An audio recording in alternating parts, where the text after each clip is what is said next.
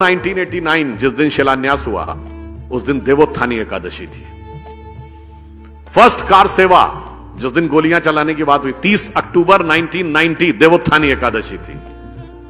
और 9 नवंबर 2019 जिस दिन कोर्ट का जजमेंट आया 8 और 9 नवंबर को देवोत्थानी एकादशी थी।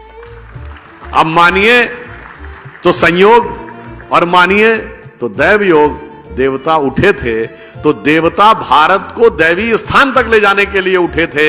ये देव स्थानों का महत्व होता है जो लोगों को नहीं समझ में आता है कि जब वहां पे श्री राम लला विराजमान प्रकट हुए तो उनकी सबसे पहले पूजा किसने की थी? महंत दिग्विजयनाथ जी ने। 1986 राम जन्मभूमि न्यास के पहले अध्यक्ष कौन बने? महंत दिग्विजयनाथ जी के शिष्य महंत अवैधनाथ जी।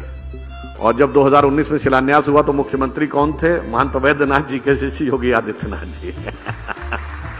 तो मैं इसलिए कह रहा हूं कि जो हमसे पूछते थे कि मंदिर वहीं बनाएंगे और तारीख नहीं बताएंगे, वो तारीख नहीं थी, भारत के काल चक्र में विकास की गति का संकेत था। इसीलिए ये कहा गया है भगवान राम के लिए कि तात राम नहीं नर भूपाला, भुवनेश्वर कालहु कर काला। भगवान राम व्यक्ति नहीं है, वो संपूर्ण विश्व के स्वामी है।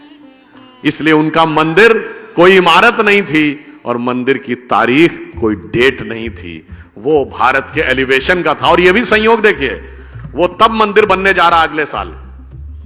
कब बनने जा रहा है? जब हम 5th लार्जेस्ट इकोनॉमी हो गए। और 5th लार्जेस्ट इकोनॉमी किसको हटा के हुए? ब्रिटेन को हटा के, जिसने हम पे हुकूमत की। आप काल चक्र की गति देखिए ना। और मजे की बात यह कि हिस्ट्री में जो बताया जाता है कि हमको अंग्रेजों ने यह कहा कि हिंदुस्तानियों पे इसलिए राज करना जरूरी कि इन्हें राज करना नहीं आता है। आज उनके यहां इतनी उठापटक हुई सरकार में कि एक इंडियन उनको बता रहा है कि राज कैसे किया जाता है। और अब हम कह दूं, जब राम मंदिर का शिलान्यास हुआ तो आप में से शायद बहुतों को ध्यान हो कि पहली ईंट किससे रखवाई गई थी? कामेश्वर चौपाल, बिहार के एक जिन जातियों को तथाकथित निम्न जाति कहा जाता है, हम तो किसी को निम्न नहीं मानते, उनसे रखवाया गया था। और किस बात का? मंदिर निर्माण के लिए जो शास्त्रीय विधान है, वो जो शास्त्र है उसे समरांगण सूत्रधार कहते हैं।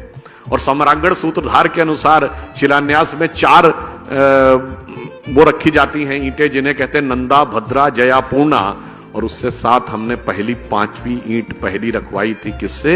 जिसे आज आप कहते हैं सो कॉल्ड लोअर कास्ट। तो दैट मीन्स कि वो पूरा किस ढंग से संयोग था। और यह भी एक संयोग मानिए कि भगवान राम के जमाने में क्या हुआ था? भगवान राम का सीधे राज्याभिषेक हो गया था क्या? नहीं, पहले वनवास हुआ था, फिर माता शबरी का सम्मान हुआ, फिर निषाद राज का राज्याभिषेक, फिर सुग्रीव का राज्याभिषेक, फिर राम का राज्याभिषेक। और आज संयोग देखिए कि जब राम मंदिर बन के तैयार हो रहा है, उससे पहले हमारे राष्ट्रपति श्री रामनाथ कोविंद थे और अब राष्ट्रपति श्रीमती द्रौपदी मुर्मू हैं, जो शेड्यूल्ड ट्राइब से भारत की पहली महिला है। तो मतलब आप समझ लीजिए, जो राम के काल में हुआ वही राम मंदिर के काल में हो रहा। तो अब सबको समझ जाना चाहिए कि मंदिरों का महत्व और मंदिरों की गति और राष्ट्र के साथ उनका तदात्म्य का संबंध, कभी कभी मंदिर को लेकर भय बहुत बनाया जाता है। जब राम मंदिर बन रहा था तो लोगों ने कहा अगर राम मंदिर जिस दिन बनने लगेगा